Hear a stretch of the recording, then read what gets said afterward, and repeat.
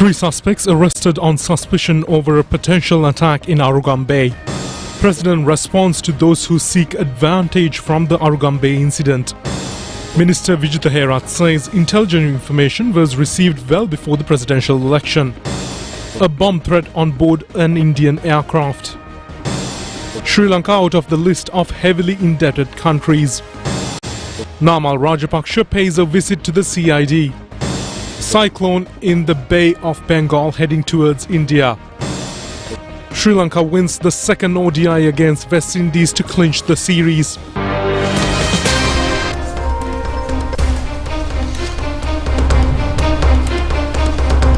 Now to those and more stories in detail. On today's top story, Minister Vistara says that a number of decisions have been taken by the Emergency Security Council, which was convened yesterday morning.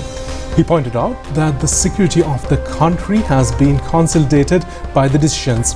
The minister also added that several countries, including United States, are satisfied with the steps taken by the government in this regard. 3 persons have been arrested on suspicion regarding this incident. The minister expressed these views at a media meeting held today in Colombo. The minister said it has been revealed a few days back that an attack targeting Arugambe tourist areas might be possible.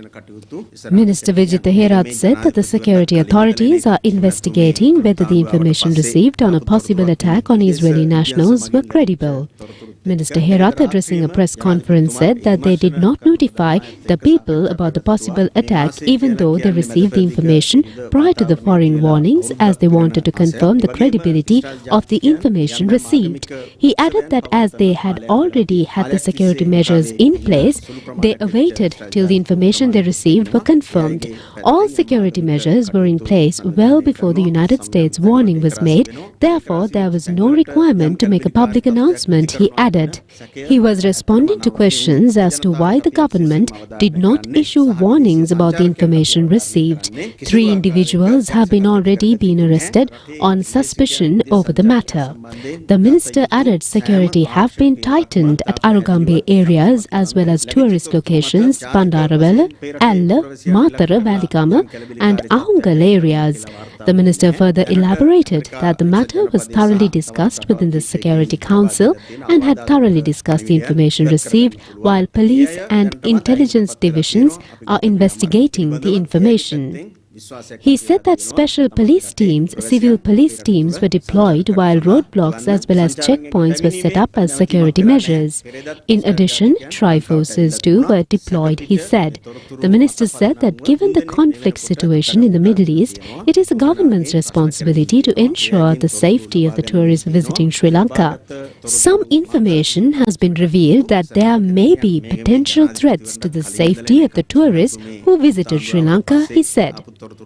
Minister Herat told media that intelligence agencies received information about it. Upon receiving that information, the government immediately took action. Today marks 1 month since this government took office. During the month, the Security Council met on several occasions, he said. The police security has been deployed since the beginning of this month. The information was thoroughly discussed in the National Security Council. Both the intelligence agencies and the police have launched investigations. 3 people have been arrested on suspicion based on the information, the minister further said. He also stated that authorities are determining whether they attempted to cause any disturbances, either knowingly or unknowingly, and based on the information obtained, further investigations are being carried out. He further stated that the public, local as well as foreigners need not entertain any fears on probable attacks on Israelis or any others, as all possible security measures have been taken to ensure their safety. Furthermore, the minister stated the government will restore normalcy in a few days, allowing the travel advisories issued by the United States and other countries to be lifted. These nations are already satisfied with the measures we've implemented, and they have confidence in sending their citizens to Sri Lanka for tourism. Tourist arrivals have not been affected. Even the day before, Israeli tourists arrived in Sri Lanka without any issues.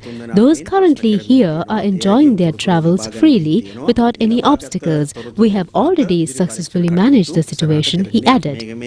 Arugambe is famous worldwide for its beautiful beach situated in the eastern province and especially popular for sea surfing. Annual competitions are also organized there on an international level. Foreigners like the beaches of this country, and Arugambe occupies a special place due to its shape of the beach and the geographical location. Attention of everyone was attracted yesterday regarding the Arugambe tourist zone, which spreads through a distance of about 5 kilometers. The foreigners expressed that they arrive at Arugambe with a lot of satisfaction and happiness. The situation here now is like there's a lot of police officers and soldiers and stuff here now because of some threats, but I really don't feel like there is a threat here. I haven't seen anything, everything is calm and quiet. We don't feel at all insecure or anything The message we want to get out to the world is that Arugambe is still open. There's absolutely no issue here at the moment. We're being well taken care of by military, and really the waves are incredible at the moment. The weather is beautiful. It's not raining. So we are encouraging people to keep coming in here. There really isn't an issue as far as we're concerned. A security issue may have been there, but it has definitely been handled, and we're very appreciative of the government for doing that for us. After this incident, it has been observed that Israeli nationals are arriving in Colombo due to security reasons. The police had provided security to a religious place where Israeli nationals congregated in order to remember persons who died in the war. It appeared that the daily activities are functioning normally. A hotline has been introduced in taking assistance if it appears that personal security is required for an Israeli national or a foreign tourist who is in the country. This service is available by dialing the numbers 071 859 2651. In the meantime, President Anurukumara Dissanayake says that instead of holding press conferences when intelligence agencies receive information, it is the prime responsibility of a government to respond accordingly. Ensuring the safety of citizens is the primary responsibility of the government. The President added that according to the information received by the intelligence agencies, necessary steps were taken quickly and several suspects were arrested. He made these remarks participating at a public rally held in Puttalam today.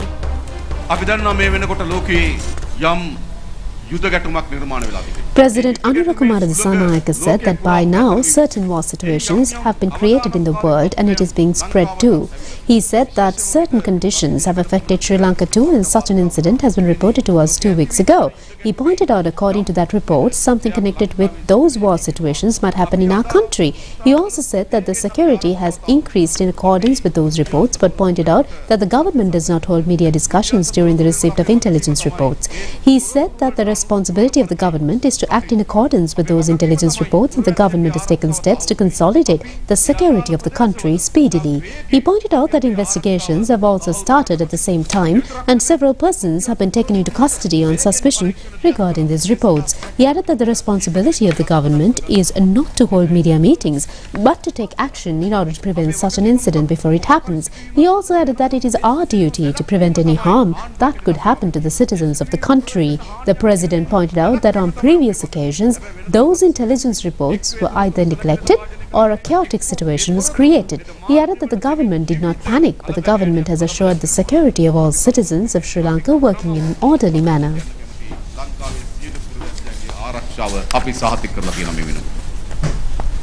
A Vistara airline flight which was approaching ChannelEye Airport from Mumbai, India this afternoon made an emergency landing due to a bomb scare. Investigations have been started according to this incident. Flight UK 131 of Vistara Airlines landed at ChannelEye Airport at 2:56 p.m. today. There were 108 passengers and 8 crew members on board an Airbus A320 aircraft.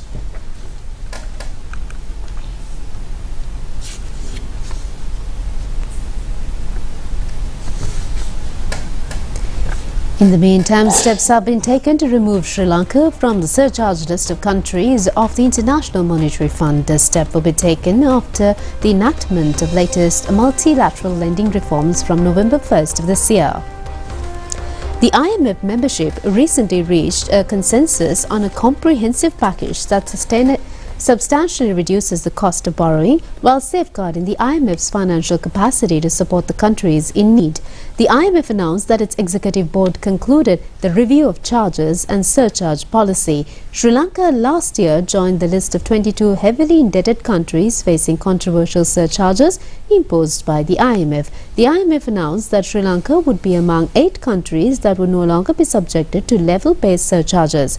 Out of 52 member countries currently borrowing from the General Resources account, 19 are subject to surcharges. Once the reform becomes effective on the 1st of November 2024, the number of countries paying surcharges will fall from 19 to 11. 8 countries will not be subject to surcharges because of their credit outstanding will be below the new threshold. The IMF elaborated that they are Benin, Gabon, Georgia, Moldova, Senegal, Suriname and Sri Lanka. Former parliamentarian Namal Rajapaksa says that only place where he can prove his innocence is the court of law. He said that he will come to assist in all occasions whenever he is requested, and he arrived at the Criminal Investigation Department to give a statement today. Former parliamentarian Namal Rajapaksa said that the general political culture of the country is to call former parliamentarians for questioning in the change of government. He said that meetings were held in Kandy and he thought of cooperating in the investigation in this regard. He pointed out that a false picture has been created by telling deliberate lies to the people in the country. He stated that the only place where he can prove his innocence is the court of law and will be cooperating whenever requested to appear in the court. He said that he had come to CID today, where an anonymous person has alleged that the same person has visited his office and left money over there. He added that he has been questioned in this regard, and he also said that he had answered thousands of complaints due to the Yahapalne regime and was remanded too. He stressed that he is for assist in such cases and requested the government to call those who have allegedly about the illegal money in Uganda and Seychelles and recorded a statement from them. He also said that calling those who allege that they have seen the checks with regard to it and recorded statement in the same way, he has been called to make statements today. Replying to query by media persons whether another coalition has been made in this regard, he replied that such a request has not been made at present and the media will be informed in such case.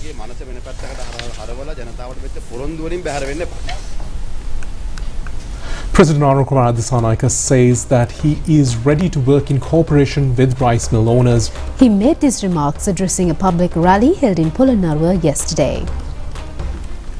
ජාතික ජනබලවේගයට Anura Kumara Dissanayake ජනපති සහෝදරයාට President Anil Kumar Dissanayake said that after winning the presidential election and the people have been given an opportunity after dissolving the parliament. He said that the best possible team which can give leadership to Polonnaruwa with honest and uncorrupt people have been selected, which will not change sides or change parties for money. He requested the people to fill the parliament with representatives from the National People's Power since a lot of work has to be done. He pointed out that the country has been taken to a stable position step by step and the government has already prepared the program to develop this country. The president said that the government held talks with the main rice mill owners of the country and offered them to work with them in cooperation. He added that he told them if they fail to cooperate with the government, legal action might be restored too. He stressed that rice will not be imported in the future into the country except the requirement for the tourist industry. He also said that the government has increased the fertilizer subsidy from 15,000 rupees to 25,000 rupees per hectare. He added that since the retired community face difficulties, they will be granted an additional payment of 3,000 rupees per month from October without presenting a budget.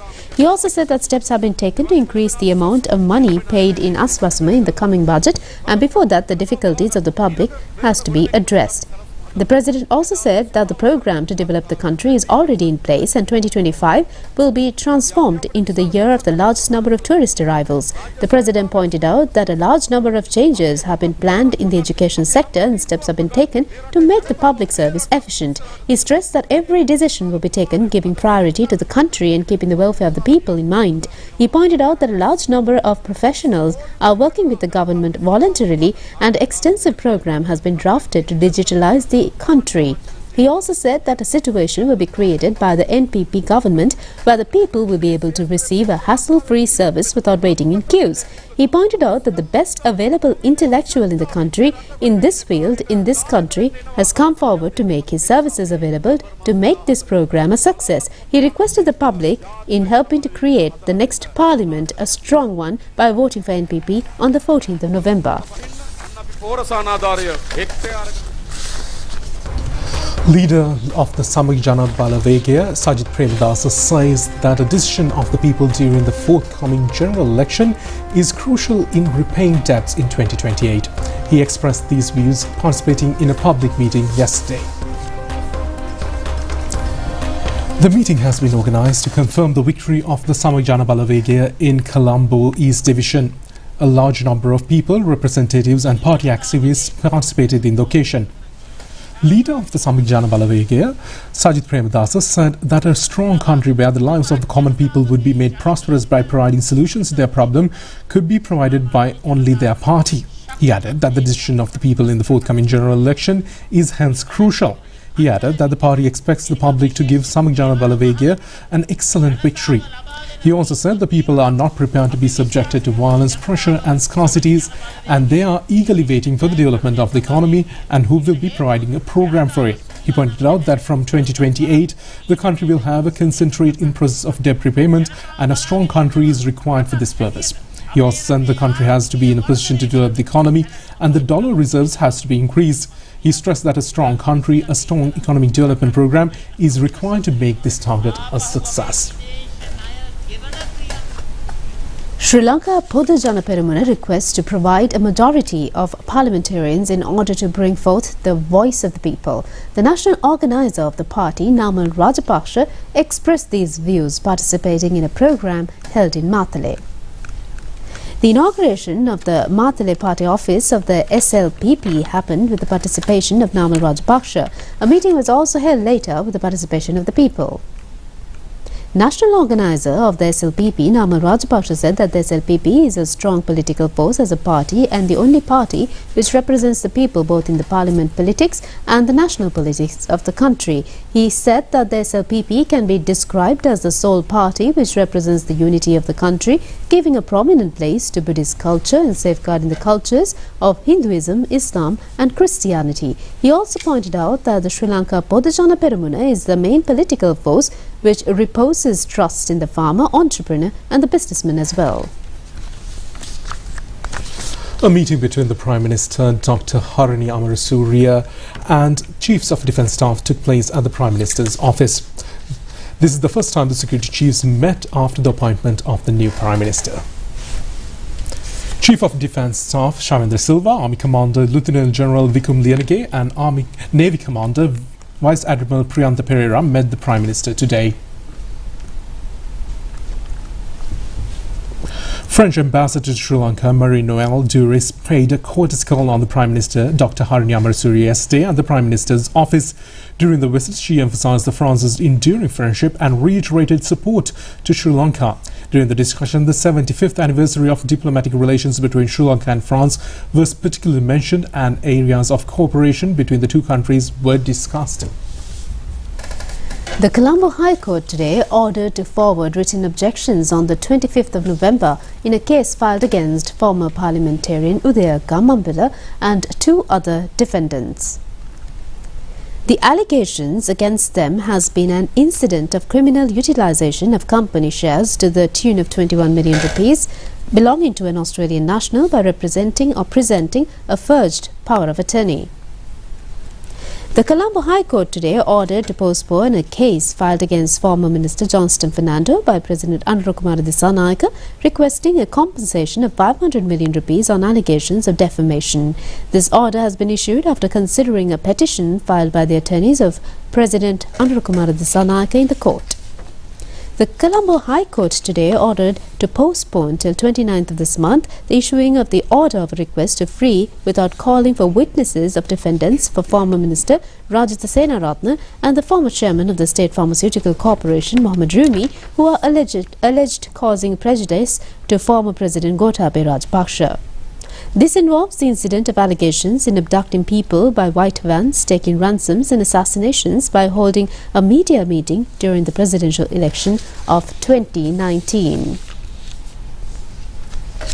In the meantime, Prime Minister Dr. Harini Amarasuriya says that government services should be digitalized to streamline and create transparency, and everyone's support is needed for that. The Prime Minister made these remarks while addressing the Information Technology National Award Ceremony held in Colombo yesterday. The award ceremony was organized to celebrate the 26th anniversary of Information Technology Chartered Institute of Sri Lanka.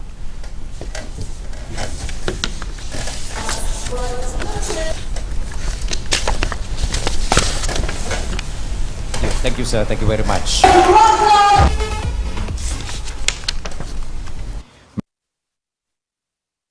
We have a vision for Sri Lanka's digital future.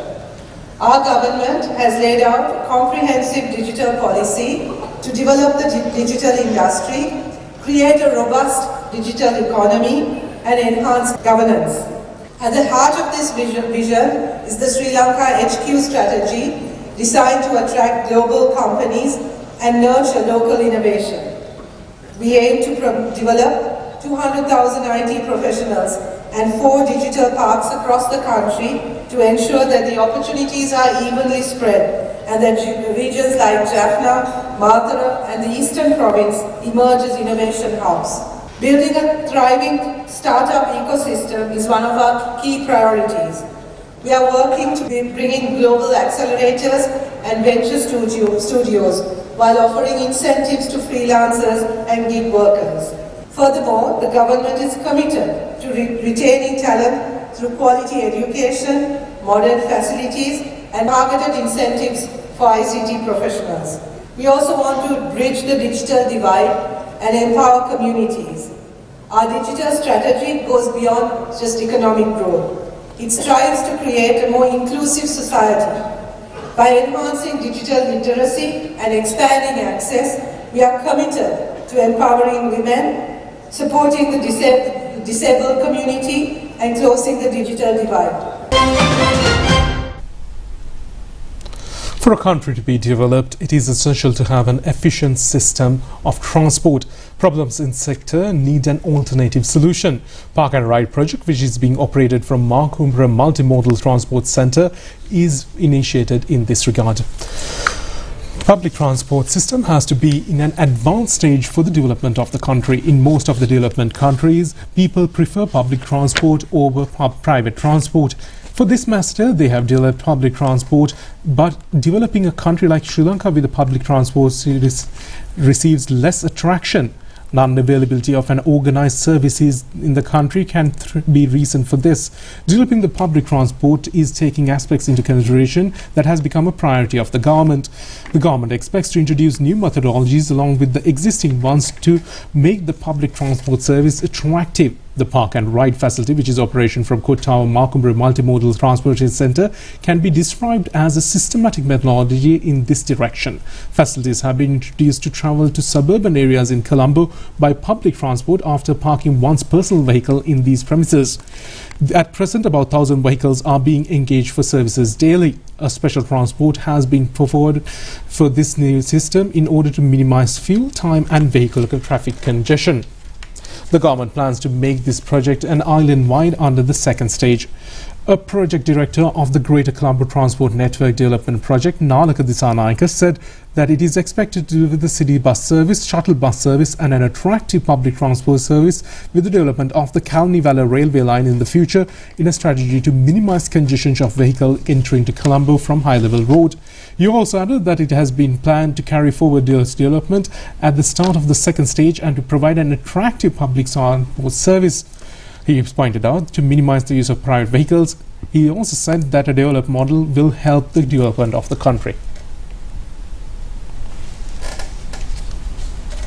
The draw of Sasari Lottery of the Development Lotteries Board will be conducted from the 1st of November on Thursday and Saturday as well.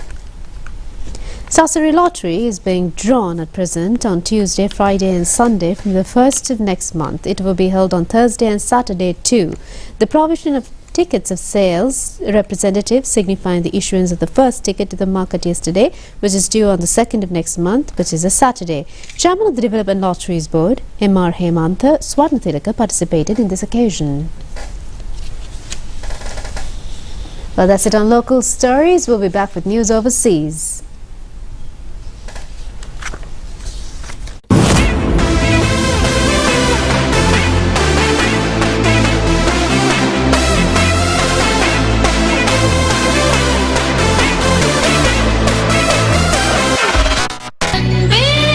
அன்பேவா இரவு 8:30க்கு உங்கள் நேத்ரா டிவியில்.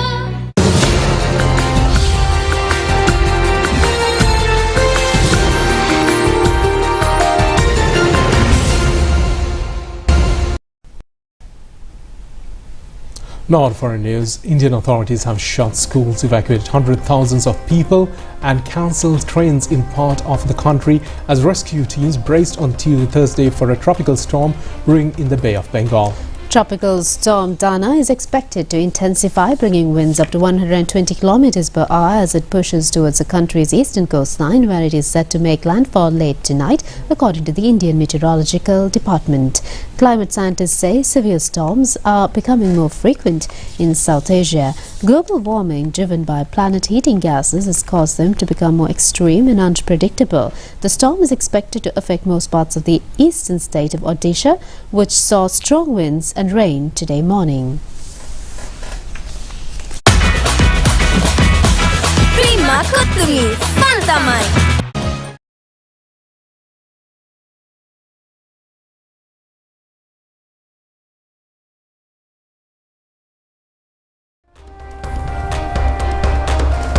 We now move on to sports news. Sri Lanka managed to win the ODI series against the West Indies with one more match left. Sri Lanka won by 5 wickets in yesterday's match held at Pallekele International Cricket Stadium.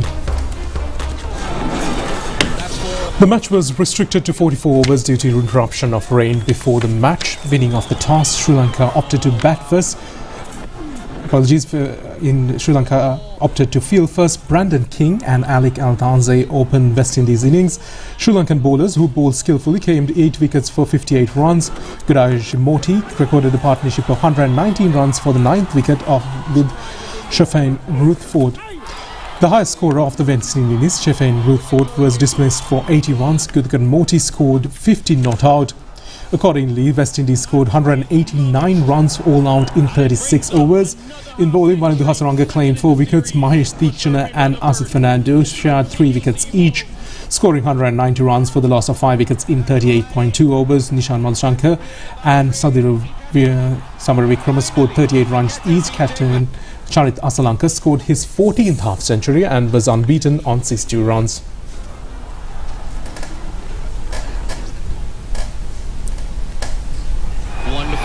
For yourself. He stripped that, not in control, but he gets some force. Sri Lanka netball team managed to claim another victory in the 13th Asia Cup netball tournament yesterday by winning the match against Malaysia with 40 to 72 points. The tournament is being held in Bangalore, India. Sri Lankan players have been in the lead since the start of the game with Malaysia.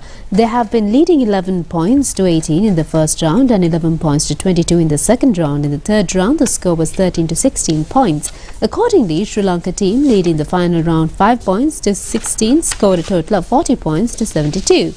Sri Lanka is also leading the Group A after winning the matches against Philippines, Saudi Arabia, India and Japan. They are expected to participate in their 6th match against the Maldives on the 25th of this month. Now to Anisya. Center looking to get the ball into the goal circle. Prima Kottumi, Fantamai. That's it for tonight's English News Telecast. Thank you for joining us. Good night. Good night.